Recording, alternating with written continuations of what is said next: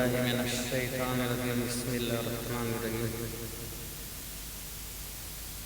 إذ ابتلى إبراهيم ربه بكلمات فأتمهن قال إني جاعلك للناس إماما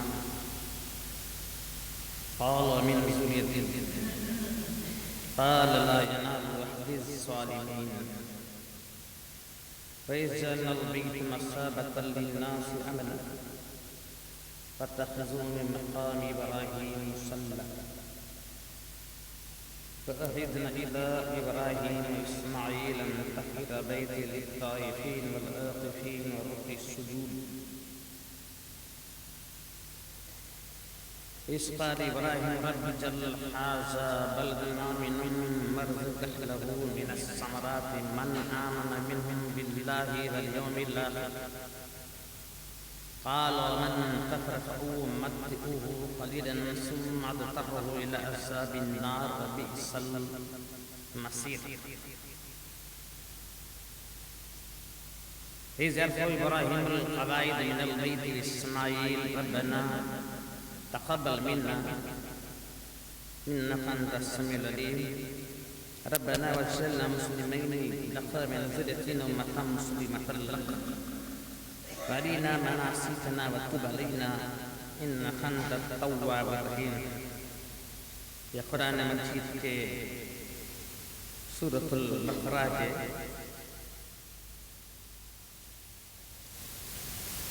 14ویں پارے کے 14ویں رکوع کے 124 25 26 27 اور 28 آیات کریمہ ہیں۔ اس سے پہلے آپ ماہ رمضان مبارک سے پہلے 122 اور 123 آیات کریمہ کا ترجمہ آپ سن چکے ہیں کہ جس میں قوم بنی اسرائیل سے فرمایا گیا کہ اللہ تعالیٰ کی نعمتوں کا ذکر کرو جو تم پر اللہ نے انعام فرمایا ہے، اور بے شک اللہ تعالیٰ آپ کو سارے جہاں والوں پر فضیلت بخشا ہے۔ آپ سن چکے ہیں قوم بنی اسرائیل سے اللہ تعالیٰ کے خطاب کے بنی اسرائیل اللہ تعالیٰ کی نعمتوں کا ذکر کرو، اس طرح سے اللہ تعالیٰ کا شکر ادا ہو جاتا ہے۔ جہاں تو قوم بنی اسرائیل سے فرمایا گیا قوم بنی اسرائیل جو اللہ تعالیٰ کا آپ پر انعام اکرام ہوا کہ آپ پر اللہ تعالیٰ من اور سلوہ نازل فرمایا اور قوم فرعون سے بنی اسرائیل کو نجات دلایا، جلیل القدر نبیوں کو قوم بنی اسرائیل میں پیدا فرمایا اور قوم فرعون کو بحر قلزم میں غرق کر دیا اور قوم بنی اسرائیل کو پار فرما دیا۔ یہ تو اللہ تعالیٰ کا بڑا کرم ہے۔ وہی اللہ تعالیٰ قوم بنی اسرائیل سے ارشاد فرما رہا ہے کہ آپ اللہ تعالیٰ کے نعمتوں کا ذکر کرو۔ تو پھر یہ آیات کریمہ ایمان والے کو سوچنے پر مجبور کرتی ہیں۔ بحر قلزم سے پار ہونا، بحر قلزم سے پار ہو جانا، یا اس قوم بنی اسرائیل کے سیدنا موسیٰ قدیم اللہ علیہ السلام کے معجزے سے بحر قلزم میں 12 راستے پیدا کرنا، یا قوم بنی اسرائیل کے لیے سیدنا موسیٰ قدیم اللہ علیہ السلام کے پاس جو پتھر مبارک پتھر تھا اس سے 12 چشمے جاری فرمانا۔ ان نعمتوں کو اللہ تعالیٰ قوم بنی اسرائیل سے فرما رہا ہے کہ ذکر کرو ان نعمتوں کا جو آپ پر اللہ کا انعام و اکرام ہوا، ان کا ذکر کرو۔ یہی آیات کریمہ ہے کہ ایمان والے سنی العقیدہ مسلمانوں کو سوچنے پر غور فکر کرنے پر مجبور کرتی ہیں۔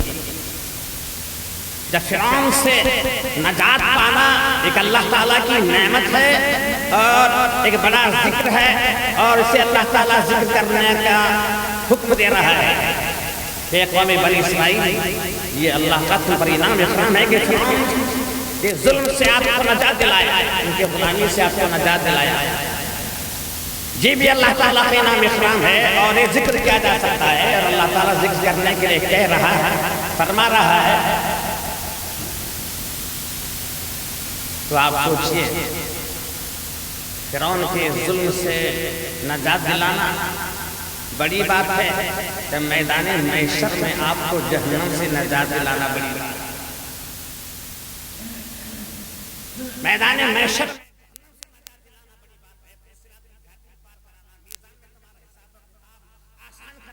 اور جب تمہیں محشر میں پیاس لگے گی آپ ایک کوثر تمہیں پلانا، یہ بڑی نعمت ہے، اور یہ پلانے والا میرا آقا محمد صلی اللہ علیہ وسلم۔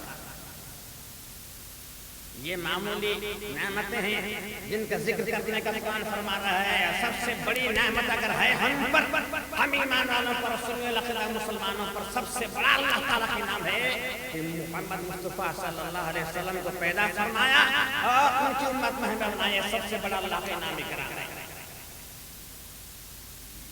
جب آسمان سے من اور سلقہ نازل فرماتا ہے، اس کا ذکر کرنے کے لیے کہتا ہے کہ بولو محمد صلی اللہ علیہ وسلم اللہ کی نعمت ہے کہ نہیں؟ دنیا میں سب سے بڑی نعمت اگر کوئی ہے تو میرے آقا اور مولا محمد صلی اللہ علیہ وسلم کی ذات گرامی ہے، اس کا ذکر کرنا چاہیے، اس نعمت کا ذکر کرنا۔ اس سے بڑی دنیا میں کوئی نعمت نہیں، میرے آقا سے بڑی نعمت دنیا میں کوئی نعمت انسانوں کے لیے نہیں ہے۔ سب سے بڑی نعمت آقا ہے۔ قرآن مجید تو بعد میں نازل ہوا، پہلے پڑھانے والا آیا پھر کتاب نازل ہوئی۔ پڑھانے والا نہ ہو، سمجھانے والا نہ ہو تو کتاب بے فائدہ ہے۔ پڑھانے والا نہ ہو، سمجھانے والا نہ ہو، بتانے والا نہ ہو، کتاب تمہارے پاس ہے تو لے کر کیا کرو گے؟ سمجھانے والا پہلے، کتاب بعد میں۔ سمجھانے والا جو آیا یہ اللہ تعالیٰ کی سب سے بڑی نعمت ہے، تو ہمیں ذکر مصطفیٰ کرنا ضروری ہے۔ اس لیے قرآن فرما رہے بنی اسرائیل کو یہ مائدہ کا ذکر کرو، یہ من اور سلویٰ کا ذکر کرو، یہ دریا بحر کلدم سے پار ہونے کا ذکر کرو، یہ پتھر سے پانی چشمے جاری کرنے کا ذکر کرو۔ یہ نعمت ہے، پتھر سے 12 چشمے جاری ہے۔ بولو بولو، پتھر سے پانی چشمے جاری کرنا بڑی نعمت ہے، کہ انگلیوں سے چشمے جاری کرنا بڑی نعمت ہے۔ موسیٰ کلیم اللہ علیہ السلام نے ضرب خلیم ماں کر پتھر سے پانی چشمے جاری کرے، پتھروں سے تو پانی کے چشمے جاری ہوتے ہی نہیں۔ جتنے پانی کے چشمے جاری ہو رہے ہیں، ندیاں نکل رہے ہیں، دریا نکل رہے ہیں، کہاں سے نکل رہے ہیں؟ یہ تو پہاڑوں سے نکل رہے ہیں۔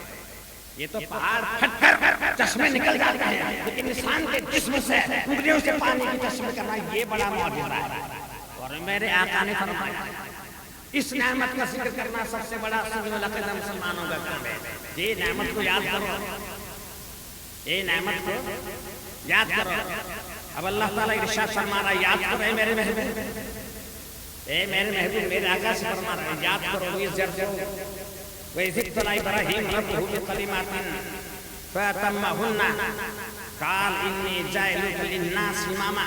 جب ہم نے ابراہیم علیہ السلام کو آزمایا، جب ہم نے ابراہیم علیہ السلام کو آزمایا، چند باتوں سے آزمایا۔ ہر پیغمبر ختنہ شدہ پیدا ہوا، ہر پیغمبر جو دنیا میں مبعوث ہوا اور ناک بدیدہ ناک کی کٹی ہوئی اور وہ ختنہ کیا گیا پیدا ہوا، لیکن صرف ابراہیم خلیل اللہ علیہ السلام بغیر ختنہ کیے پیدا ہوا۔ اور آپ کو ختنے کا حکم اللہ تعالیٰ جب حکم فرمایا، آپ کی عمر 120 سال تھی اور پیشہ لے کر اپنا ختنہ ابراہیم علیہ السلام نے 120 سال کی عمر میں کیا، اور یہ ختنہ کرنا ابراہیم علیہ السلام کی سنت بن گئی۔ اس لیے ہر پیغمبر ختنہ نہیں کیا، ختنہ کیا گیا پیدا کیا، اور ابراہیم علیہ السلام نے اپنا ختنہ خود پیشے سے 120 سال 80 سال کی عمر میں کی۔ ختنہ کرنا ابراہیم علیہ السلام کی سنت بن گئی۔ ہم نے ابراہیم علیہ السلام کو آزمایا، کلی کرنا ابراہیم علیہ السلام کی سنت، ناک میں پانی لینا ابراہیم علیہ السلام کی سنت، مونچھیں تشوانا ابراہیم علیہ السلام کی سنت، داڑھی بڑھانا ابراہیم علیہ السلام کی سنت، زیر ناف بال کٹوانا اور بغل کے بال اکھاڑنا یہ سیدنا ابراہیم علیہ السلام کی سنت، مسواک کرنا یہ ابراہیم علیہ السلام کی سنت ہے۔ ان سنتوں سے ابراہیم علیہ السلام کو آزمایا گیا اور نار نمرود میں پھینکا گیا، تب ہم نے ابراہیم علیہ السلام کو آزمایا، اور جب بیٹا نوجوان کو پہنچا، اس کے بیٹے کی قربانی کرنے کا حکم دے کر ہم نے آزمایا، اور ابراہیم علیہ السلام ہر آزمائش میں پورے کھڑے اترے۔ ایک قرآن ذکر فرما رہا ہے، اپنا ذکر نہیں کرتا۔ قرآن میں بارہا دیکھا گیا اللہ تعالیٰ اپنے محبوبوں کا ذکر کرتا ہے۔ ابراہیم علیہ السلام کلام الہی ہے، لیکن ذکر اس کے محبوب کا ہے۔ کلام کس کا ہے؟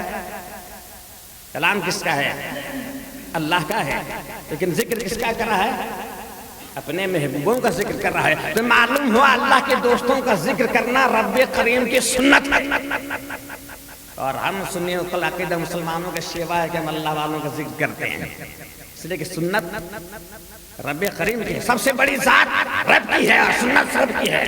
اللہ والوں کا ذکر کرنا رب کی سنت ہے۔ فرمان میں نے ابراہیم علیہ السلام کو آزمایا، اور پوری آزمائش میں ابراہیم علیہ السلام پورا کھڑے اترے۔ ابتلا، اور ہم جب نے آزمایا کسے؟ ابراہیم علیہ السلام کو۔ ابراہیم یہ پہلے نام ہے ابرام، ابرام نام ہے، سریانی زبان کا لفظ ہے، اور بعد میں ابراہیم ہو رہا ہے، عربی میں ابراہیم ہو رہا ہے۔ اب کی معنی ہے باپ، اب کی معنی ہے باپ، اور رحیم کے معنی ہے رحم فرمانے والا۔ تو ابراہیم علیہ السلام کا نام ہے رحم کرنے والا باپ۔ تو ابراہیم علیہ السلام کو بچوں سے زیادہ محبت تھی۔ آج بھی جنت میں ابراہیم علیہ السلام، حضرت سارہ، سیدہ سارہ رضی اللہ تعالیٰ عنہ، جو بچے بچپن میں فوت ہوتے ہیں ان کی کفالت فرماتے ہیں۔ اب بھی جو بھی بچہ ماں کے شکم، ماں کا پیٹ گر گیا، حمل گر گیا، خارج ہو، وہ بھی بچہ جاندار بن جاتا ہے، وہ بھی بچہ میدان محشر میں جان والا بن جاتا ہے۔ اگر اس کے بابا مومن ہے، 2 مہینے کا ہو یا 3 مہینے کا ہو یا 4 مہینے کا، اگر کوئی حمل گر جاتا ہے اور اس کے باپ اگر مسلمان ہیں، وہ بچہ بھی خدا کی بارگاہ میں اپنے ماں باپ کے لیے جھگڑتا ہے۔ یہ اللہ تعالیٰ میرے ماں باپ کی بخشش فرمائے، انہیں بچہ دیکھ کر تو نے چھین لیا، بچہ دیتے دیتے چھین لیا، اور میرے ماں باپ نے صبر اختیار کیا، اللہ تعالیٰ انہیں جنت عطا فرما۔ وہ بچہ بھی رگڑتا ہے، وہ بچہ بھی رب کی بارگاہ میں جھگڑتا ہے۔ ایک بچہ ابھی جو جنم ہی نہیں لیا، اس کی شکل و صورت ابھی پوری تیار نہیں، وہ میدان محشر میں رب کی بارگاہ میں اپنے ماں باپ کے لیے جھگڑ سکتا ہے۔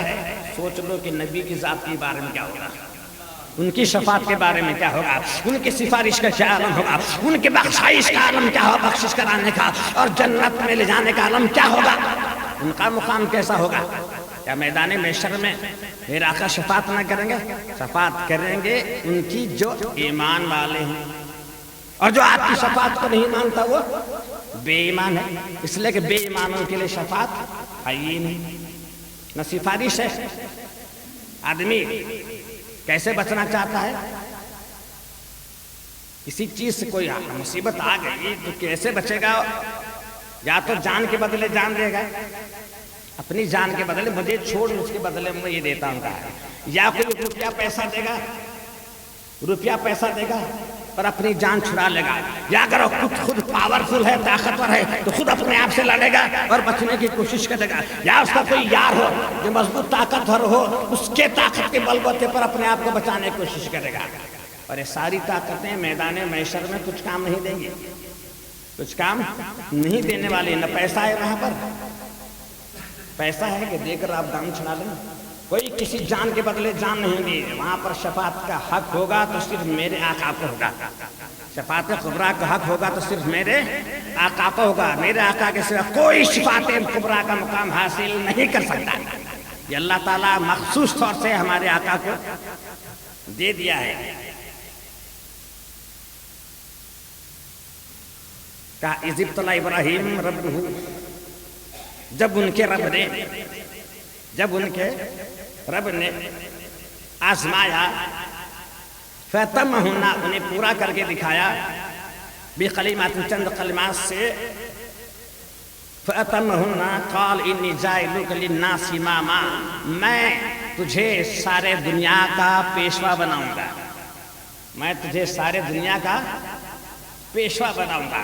ابراہیم علیہ السلام نے اپنے خواب میں جنت الفردوس دیکھی، اور جنت الفردوس میں دیکھا لا الہ الا اللہ محمد رسول اللہ دیکھا۔ خواب میں جنت الفردوس دیکھا، جنت دیکھا، جنت کی بہاریں دیکھی، جنت کے شجر دیکھے، جنت کے مکان دیکھے، ہر مکان پر، ہر فرشتے کے پر پر، ہر حور کی آنکھ پر، ہر درخت کے پتے پر، ہر جنت کی بلڈنگ پر لا الہ الا اللہ محمد رسول لکھا ہوا ہے۔ دیکھا، کہا جبریل علیہ السلام سے کون ہے؟ یہ کون ہے؟ یہی ہے وہ خدا کا محبوب ہے جو آنے والا ہے، یہی وہ ہے خدا کا محبوب ہے جو آنے والا ہے، اور اس کی قیمت رب کو سب سے زیادہ پیاری ہے۔ ابراہیم علیہ السلام نے خدا کی بارگاہ میں دعا مانگی، اے اللہ تعالیٰ میرا نام امت محمد صلی اللہ علیہ وسلم کی زبان پر چلا، میرا نام امت محمد صلی اللہ علیہ وسلم کی زبان پر چلا۔ ابراہیم علیہ السلام کی دعا بارگاہ الہی میں قبولیت کا درجہ پائی، قبول ہو گئی، اور ہر امتی آج ابراہیم علیہ السلام کا نام لے رہا ہے، ہر امتی ابراہیم علیہ السلام کا نام لے رہا۔ کون ہے ایسا آپ کو ابراہیم علیہ السلام کا نام نہیں لیتا؟ ایسا کوئی آپ میں ہے جو ابراہیم علیہ السلام کا نام نہیں لیتا؟ اگر ہے تو کھڑا ہو جائے کہ میں ابراہیم علیہ السلام کا نام نہیں لیتا۔ کوئی ہے؟ ایسا کوئی ہو ہی نہیں سکتا، ایسا کوئی امت محمد میں کوئی ایسا امتی ہو ہی نہیں سکتا کہ ابراہیم کا نام نہ لے۔ ہر امتی کو ابراہیم علیہ السلام کا نام لینا ہوگا، چاہے مانے یا نہ مانے، چاہے اس کا دل تسلیم کرے یا نہ کرے، جب تک ابراہیم علیہ السلام کا نام نہیں لیتا اس کی نماز مکمل نہیں ہوتی۔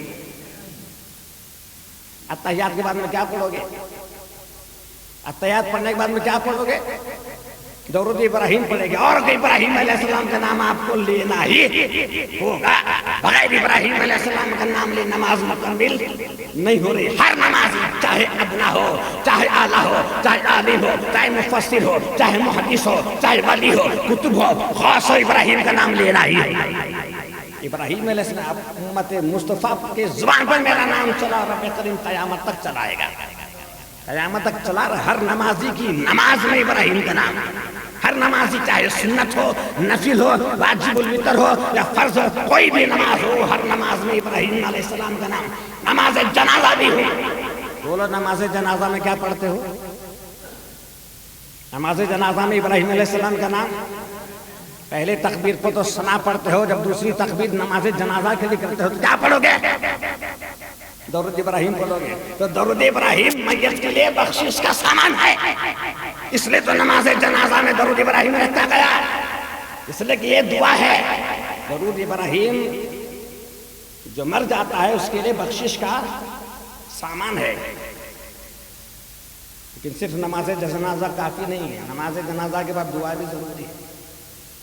یہ تو بھاگ جاتے ہیں، یہ ان پڑھ بھی بھاگ جاتا ہے، عالم بھی بھاگ جاتا ہے، جس سے قرآن بھی صحیح پڑھنے نہ آتا ہو، جس سے غسل کے مسائل بھی نہ یاد آتے ہوں، جس سے وضو کے فرائض بھی یاد نہیں، سے وضو کے فرائض بھی یاد نہیں، وہ بھی الفاتحہ کہنے سے بھاگ جاتا ہے کہ نماز جنازہ پڑھ لیا۔ ارے نماز جنازہ تو اپنی پڑھ لی، میں کہتا ہوں تو نے نماز جنازہ میت کے لیے نہیں اپنے لیے پڑھا۔ نماز جنازہ کس کے لیے پڑھا؟ میت کے لیے پڑھا یا تیرے لیے پڑھا؟ تیرے لیے پڑھا۔ جادے دعا جو نماز جنازہ میں پڑھ کے آیا بھاگ گیا، کس کے لیے پڑھا نماز جنازہ؟ اللہم اغفر لی حیتنا میتنا، جو مرے ان کو بخش، جو زندہ ہیں سو ان کی بخش، صغیرنا کبیرنا، چھوٹا کو بھی بڑا کو بھی، ذکرنا انسانا، جو مرد ہیں ان کو بھی، عورت ہیں ان کو بھی، شاہدنا غائبنا، شاہدنا غائبنا، جو حاضر ہیں ان کو بھی، جو غائب ہیں ان کو بھی۔ ہم میں جو زندہ ہے اسے ایمان پر رکھ، اور ہم میں جو مر جائے اس کا خاتمہ ایمان پر کر۔ کس کے لیے دعا مانگ رہا ہے؟ اپنے لیے دعا مانگ رہا ہے کہ میت کے لیے مانگ رہا ہے؟ اپنے لیے مانگ رہا ہے، اپنی عورت کے لیے مانگ رہا ہے، کس لیے مانگ رہا ہے؟ اپنے گھر کے بچوں کے لیے مانگ رہا ہے، میت کے لیے کہاں مانگا؟ مانگ، اسپیشل مانگ، نماز جنازہ ادا کر اور اس میت کے لیے اسپیشل دعا مانگ، اس لیے کہ سیدنا موسیٰ کلیم اللہ علیہ السلام نے مانگی ہے، وہ بھی گنہگار کے لیے، ایسا گنہگار، سخت گنہگار جو کبھی مسجد نہیں آیا، کبھی نماز نہیں پڑھا، کبھی روزہ نہیں رکھا، کبھی تورات نہیں کھولا، کبھی ذکر نہیں کیا، کبھی تسبیح نہیں پڑھا، مر گیا، رب کریم نے کہا جا اس کی نماز جنازہ پڑھ اور دعا بھی مانگ، نماز جنازہ بھی پڑھ، دعا بھی مانگ۔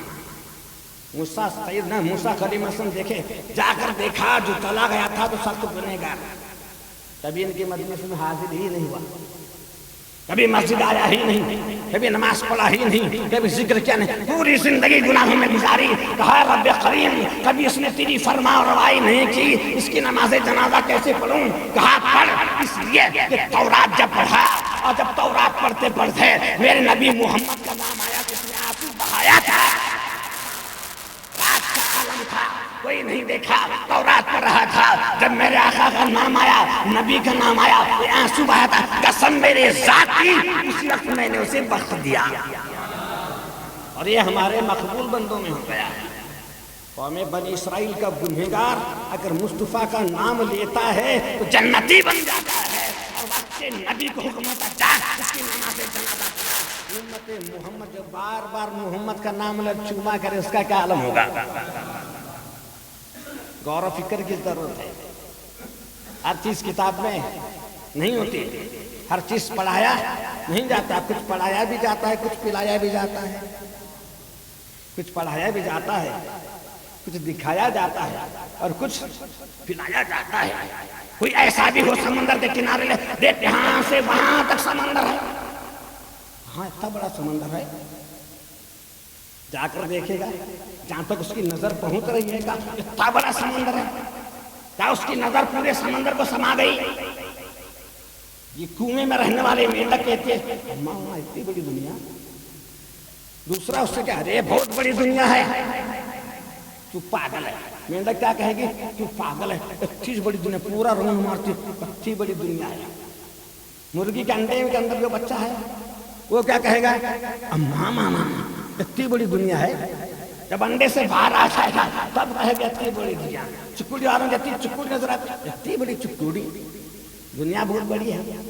سمندر کی سطح اور ہے، یہ سمندر میں گوتے لگا، گہرائی تک پہنچ، سمندر کے پانی کا تجزیہ کر، ایکسپیریمنٹس کر، تجربے کر، جیسے جیسے کرتے جائے گا تجھ پر راز کھلتے جائیں گے، جیسے جیسے کرتے جائے گا تجھ پر راز کھلتے جائیں گے۔ ہائیڈروجن کے دو آکسیجن کا ایک حصہ پانی ہوتا ہے، جب لیبارٹری میں لگے تب معلوم ہوگا، ایسی بیان کروں تو معلوم ہوگا، تجزیہ کرنا پڑے گا، تجربہ کرنا پڑے گا، تب تک تجھے پتہ چلے گا کہ حقیقت ہے کیا۔ ہم نے ابراہیم علیہ السلام کو آزمایا، اس نے پورا کر کے دکھایا۔ ہم نے ابراہیم علیہ السلام کو کہا، قال فرمایا انی جاعلک للناس اماما، میں تجھے امام بنانے والا ہوں، میں تجھے پیشوا بنانے والا ہوں، اور قیامت تک ہر ایمان والا تیرا نام لیتا رہے گا۔ امت مصطفیٰ کی نمازوں میں تیرا نام پڑھاؤں گا، نماز جنازہ میں تیرا نام پڑھایا جائے گا، لوگ تیرا ذکر خیر کریں گے، اور ذکر خیر کر رہے ہیں، ذکر خیر کر رہے ہیں۔ ابراہیم علیہ السلام نے فرمایا، قال ومن ذریتی، اللہ تعالیٰ میری اولاد کو بھی امام بنا، قال ومن ذریتی، اللہ تعالیٰ میری اولاد کو بھی امام بنا، کہا میں تجھے امام بناؤں گا۔ ابراہیم علیہ السلام میں ومن ذریتی، میرے اولاد سے بھی، ومن ذریتی، تو کیا اولاد ہوگی 5 بچے، ہر بچہ امام بنے گا؟ 5 بچے ہیں، 5 بیٹے ہوئے، 5 بیٹے عالم بنے، 5 بیٹے مفسر بنے، 5 بیٹے محدث بنے، 5 بیٹے فقیہ بنے، علم فقہ حاصل کیا، قاری بنے، اور 5 ایک جماعت میں آ گئے، 5 امام بنے گے، ایک امام بنے گا، 5 امام بنے گے، کیا اس میں ایک امام بنے گا؟ کسی ایک کو امام بنایا جائے گا، کسی ایک کو کہا من ذریتی، میرے اولاد میں سے امام بنا، اس لیے کہ خواب میں دیکھا تھا لا الہ الا اللہ محمد رسول اللہ، اے مطلب یہ تھا جو مولا جو تیرا پیدا ہونے والا محبوب ہے اسے میری اولاد میں پیدا فرما۔ فرمایا قال لا ینال عہد الظالمین، جو ظالم ہے اسے نہیں بناؤں گا۔ میری اولاد میں ہو سکتا ہے کوئی لچا بھی ہو، کوئی سچا بھی ہو، کوئی لچا بھی ہو سچا بھی ہو، کوئی شریف بھی نکلے کوئی شریف بھی نکلے، کوئی نیک بخت نکلے کوئی بدبخت نکلے، کوئی نیک بخت ہو کوئی بدبخت ہو، کوئی عالم ہو کوئی جاہل ہو، ہر بچہ امام نہیں بنے گا، وہی بنے گا جو ظالم نہ ہو، جو کافر نہ ہو، جو مشرک نہ ہو، جو ایمان والا ہو، جو پرہیزگار ہو، جو دین کا وارث ہو۔ میں اسے امام ضرور بناؤں گا، لیکن ہر بچہ امام نہیں بنے گا۔ ظالموں کو حق نہیں پہنچتا امام بننے کا، ظالموں کو حق امام ہونے کا نہیں پہنچتا۔ اگر بکریوں کا امام چرواہا بھیڑیے کو بنا دیا جائے، امامت ہوگی۔ بکریاں چرانے والا اگر لانڈکے کو مقرر کر دیا جائے، بکریاں چرائے گا کہ کھا جائے گا؟ بکریاں چرائے گا یا کھا جائے گا؟ تو ظالم کو امامت کا حق نہیں پہنچتا، اس لیے کہ اس کی نماز بھی جائے گی، اس کی امامت بھی برباد ہوگی، مقتدیوں کی نماز بھی چلے جائے گی۔ تو معلوم ہوا بھیڑیے کو بکریوں کا چرواہا نہیں بنا جا سکتا، ہر کوئی امام نہیں بن سکتا۔ ظالم کو حق نہیں پہنچتا کہ امام بنے، ظالم کو حق نہیں پہنچتا کہ وہ امام بنے۔ وَإِذْ جَعَلْنَا الْبَيْتَ مَثَابَةً لِلنَّاسِ وَأَمْنًا، اور ہم جب کعبہ معظمہ کو، مکہ معظمہ کے گھر کو سارے انسانوں کے لیے امن کا گہوارہ بنایا، مکہ معظمہ کو گہوارہ بنایا۔ سیدنا ابراہیم علیہ السلام، سیدہ حاجرہ علیہ السلام اور سیدہ اسماعیل علیہ السلام کو مکہ معظمہ کی گھاٹی میں چھوڑ آئے تھے۔ حضرت سارہ کے حکم کس لیے کہ ایک بار اسماعیل علیہ السلام پیدا تو ہو گئے، لیکن ابراہیم علیہ السلام اسماعیل علیہ السلام کو پیار نہیں کرتے، لیکن ایک بار باہر سے اچانک مکان میں داخل ہو گئے۔ اسماعیل علیہ السلام کھیل رہے تھے، سیدنا اسماعیل علیہ السلام کھیل رہے تھے، اچانک باہر سے آ گئے، بچے کا پیار بھر آیا، اٹھا لیا، گود سے لگا لیا اور پیار کرنے لگے۔ حضرت سارہ رضی اللہ تعالیٰ اندر سے آئے، دیکھا یہ حاجرہ علیہ السلام کے بیٹے ہیں، انہیں پیار کیا جا رہا ہے، کہا اب میرا پیار ان کے دل سے نکل جائے گا۔ تو حضرت سارہ نے کہا آپ نے مجھ سے وعدہ فرمایا تھا میری بات سننے کا، اب وہ موقع آیا ہے۔ کہا کہو، وقت کا نبی اپنے وعدے کو پورا کرتا ہے۔ تو حضرت سارہ نے کہا ایسے مقام پر سیدہ حاجرہ علیہ السلام اور سیدنا اسماعیل علیہ السلام کو چھوڑ کر آنا جہاں پانی کا نام و نشان نہ ہو، جہاں پر کوئی درخت نہ ہوں، جہاں پر بستی نہ ہوں، جہاں پر کوئی مکان نہ ہوں۔ سیدنا ابراہیم علیہ السلام حسب وعدہ سیدہ حاجرہ علیہ السلام اور ابراہیم اسماعیل علیہ السلام کو لے کر آئے اسی مکہ معظمہ پر، جہاں آج رونق پر بہار ہے، جہاں سارے حاجی طواف کرنے جاتے ہیں اور جنتی بننے کا سرٹیفکیٹ لے کر آ رہے ہیں، صفا و مروہ میں دوڑ لگا رہے ہیں اور اپنے سب گھر بار چھوڑ کر جا کر کعبہ المعظمہ کا طواف کر رہے ہیں۔ وہیں وہ مکان، نہ ریگستان، نہ کوئی چڑیا، نہ پرندہ، نہ پانی، کوئی نام و نشان نہیں ہے۔ ایسے مقام پر سیدہ حاجرہ علیہ السلام اور اسماعیل علیہ السلام کو چھوڑا گیا۔ ابراہیم علیہ السلام چھوڑ کر جا رہے ہیں، سیدہ حاجرہ علیہ السلام فرمایا ایسے مقام پر جہاں پر پانی کا نام و نشان نہیں ہے، کس کے سہارے چھوڑ جا رہے ہو؟ کس کے سہارے پر ہمیں یہاں پر چھوڑ کر جا رہے ہو؟ ابراہیم علیہ السلام نے فرمایا میں تمہیں اللہ کے حوالے کر کے جا رہا ہوں، میں تمہیں اللہ کے حوالے کر کے جا رہا ہوں۔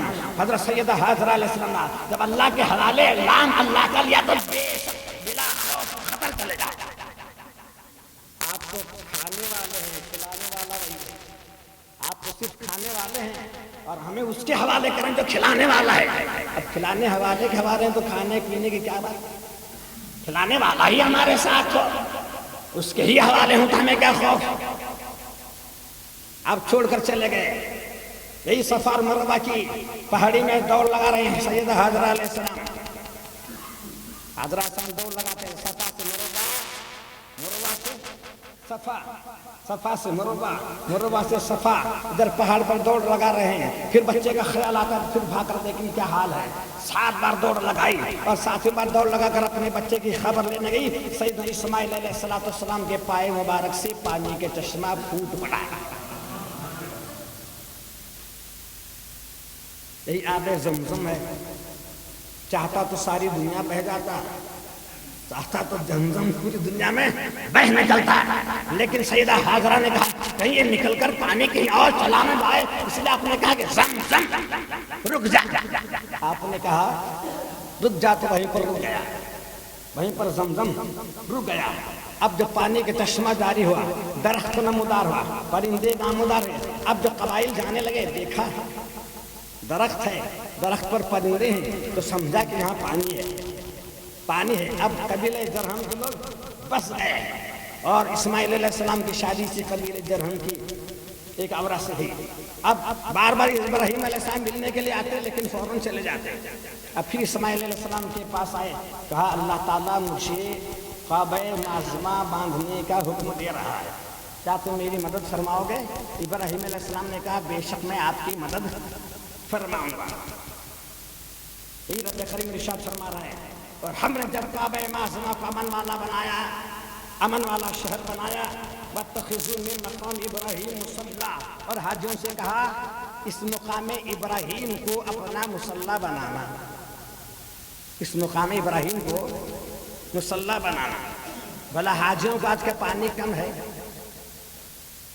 اسماعیل علیہ السلام کے لیے پانی نہیں تھا تو حاجرہ علیہ السلام دوڑ لگا رہی تھی، لیکن اب حاجیوں کو پانی کم ہے، ٹینک پر ٹینک پانی آ رہا ہے، بڑے بڑے ٹینکر ہیں، ہر بلڈنگ کے لیے ٹینکر پانی بھرپور سمندر سے آتا ہے اور جاتا ہے۔ انڈیا میں پانی کی کمی ہو لیکن سرزمین اربستہ میں پانی کی کمی نہیں ہے، جو وہاں پر سکون ہے وہ کہیں پر نہیں، جو وہاں پھل ملے وہ کہیں پر نہیں ملتا، جو وہاں نعمتیں ملتی ہیں وہ کہیں پر نعمت نہیں ملتی۔ ہر موسم کا ہر پھل مکے میں ہے، ہر موسم کا ہر پھل مکہ معظمہ میں کسی وقت بھی دستیاب ہو رہا ہے، تو پھر صفا اور مروہ میں دوڑ لگانے کی کیا ضرورت ہے؟ صفا اور مروہ میں دوڑ لگانے کی ضرورت کیا ہے؟ جب پانی زمزم جوش مار رہا ہے، سارے حاجی قیامت تک حاجی آئیں گے، زمزم پلاتا رہے گا، زمزم پیاس مٹھاتا رہے گا، پی بھی رہے ہیں، پلا بھی رہے ہیں، بھر بھر کر گاؤں لے بھی جا رہے ہیں، لیکن ختم ہو رہا ہے، معاذ اللہ زمزم ختم نہیں ہوتا، اس لیے کہ نبی کے پاؤں کی برکت ہے، نبی کے پاؤں کی برکت ہے۔ جب اسماعیل علیہ السلام کے پاؤں کی برکت ہے تو سوچ لو میرے آقا کے پاؤں کی برکت کیسی ہوگی۔ یہ بھی تو پاؤں کی برکت مکہ معظمہ میں۔ اب تو پانی ہے لیکن پھر بھی صفا اور مروہ دوڑ لگانا ہی پڑے گا۔ ابھی پانی اب کی دوڑ معلوم ہوا جو اللہ والے کرتے ہیں ان کی یاد منانا ہے، جو اللہ والے کر گزرے ان کی یاد منانا، اسی لیے ہم اس مناتے ہیں۔ یہ اللہ والوں کی یاد ہے، یہ اللہ والوں کی، ہم تو ولی نہیں ہیں لیکن ان کی یاد ہے، ان کی یاد ایسا ہو جاتا ہے کہ چھوڑ دو، کیوں پہاڑ پر دوڑ لگا رہا ہے؟ پھر ابراہیم علیہ السلام کے مقام ابراہیم کا اپنا مصلی بنا۔ یہ مقام ابراہیم کیا ہے؟ پتھر ہے۔ مقام ابراہیم کیا ہے؟ پتھر ہے جس پر ابراہیم علیہ السلام کے پاؤں کے نشانات ہیں۔ یا تو اس پتھر پر کھڑے ہو کر ابراہیم علیہ السلام کعبہ معظمہ بناتے تھے، نیچے جانا ہوتا تو نیچے ہو جاتا، اوپر جانا ہوتا تو اوپر چلے جاتے۔ کئی پتھر ہے جس پر کھڑے ہو کر ابراہیم علیہ السلام نے دعا مانگی، اے مولا جو تیرا آنے والا محبوب ہے اسے میری اولاد میں پیدا فرما۔ یہی پتھر تھا جس پر پاؤں رکھنے سے نرم ہو جاتا، ہر پتھر ابراہیم کے پاؤں کو چوم لیتا نرم ہو جاتا، لیکن سارے نشانات مٹا دے گئے۔ اور جس پتھر پر کھڑے ہو کر نبی کے لیے ابراہیم نے دعا مانگا کہ تیرے آنے والے محبوب کو میری اولاد میں پیدا فرما، وہ پتھر رکھا گیا، سارے نشانات مٹا دیے گئے۔ وہی پتھر مقام ابراہیم ہے۔ کہا نماز تو میری ہوگی، سجدہ میرا ہوگا، رکوع میرا ہوگا، لیکن مقام کہاں ہوگا؟ مقام ابراہیم ہوگا، جہاں پر ان کے پائے مبارک کے نشانات ہیں۔ ہوتی ہے عربستان کی، یہ حرام ہے، لوگ چوما کرتے ہیں اور وہاں پر یہ حرام حرام کہتے ہیں، لیکن جو چومنے میں مزہ آتا ہے وہ سجدے میں مزہ نہیں آتا۔ جو چومنے میں مزہ، جس محبت کا عالم چومنے میں ہوتا ہے وہ نماز میں کہا۔ بولو تم نماز ادا کر رہے ہو، نماز میں دوسروں کا خیال، لیکن کسی مرد خدا کی بارگاہ میں پہنچتے ہو، جب اس کے بوسہ دیتے ہو، اس کے کمرے منور بوسہ دیتے ہو، کبھی غیر کا خیال آیا؟ غیر کا خیال آیا؟ عقیدت کے ساتھ وارث کے ساتھ چوم لیتے ہو، جہاں تو یہ حرام حرام کہتے ہیں اور چومنے والا چوم ہی جاتا ہے، چومنے والا چوم ہی جاتا ہے۔ اور برکت کہاں سے نے کہا ارے بار بار ملے گا، نماز تو ملے گی ہمارے گاؤں میں، سجدہ تو ملے گا، رکوع تو ملے گا، قرآن کی تلاوت ملے گی، تسبیح ملے گی، ذکر ملے گی، مقام ابراہیم کو چومنا کہاں ملے گا؟ اس لیے چومنے والا چوم ہی جاتا ہے، اور جس کے مقدر میں نہیں ہے حرام ہے وہ نکل جاتا ہے۔ مقدر میں تو ہو، مقدر میں تو ہجر اسود بھی تو پتھر، وہ بھی پتھر، یہ بھی پتھر، 360 اور پتھر، کعبے میں 360 پتھر اور بھی تھے جو پوجے جاتے تھے وہ نکالے گئے، جو پوجے جاتے تھے وہ نکالے گئے، اور جو چومے جاتے تھے وہ رکھے گئے۔ پوجنا حرام ہے، چومنا 22 ثواب ہے، معلوم ہوا پوجنا حرام ہے، چومنا 22 ثواب ہے، جو پوجا گیا وہ نکالا گیا، جو چوما گیا وہ آپ بھی بڑی شان سے رکھا گیا۔ کسی کی ہمت، کس کی ہمت ہے کہ نکالے؟ معاذ اللہ کوئی نکال نہیں سکتا۔ ارے کعبہ معاذنا تو چاہتا تو ہری ہری چادر پہن لیتا، کعبہ معاذنا تو چاہتا تو پیلی چادر پہن لیتا، کعبہ معاذنا تو چاہتا تو سرخ چادر پہن لیتا، کعبہ معاذنا تو چاہتا تو سفید چادر پہن لیتا، کوئی اور کلر تجھے نہیں ملا، تو نے کالی چادر کیوں پہنا؟ تو کعبہ معاذنا آ رہا ہے، قسم قسم اللہ کی ذات کی، جب سے نبی چلا گیا اس کے گھر میں رو رہا۔ ہر چیز تو ملتی ہے لیکن نبی کا در کہاں سے ملے؟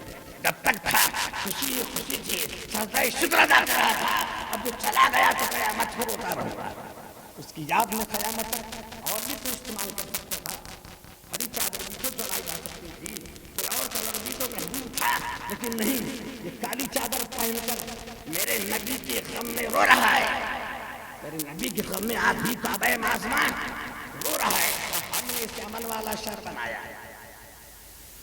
یہ موقع بار بار نہیں ملتا، قرآن کی تفسیر سننے کا موقع بار بار نہیں ملتا۔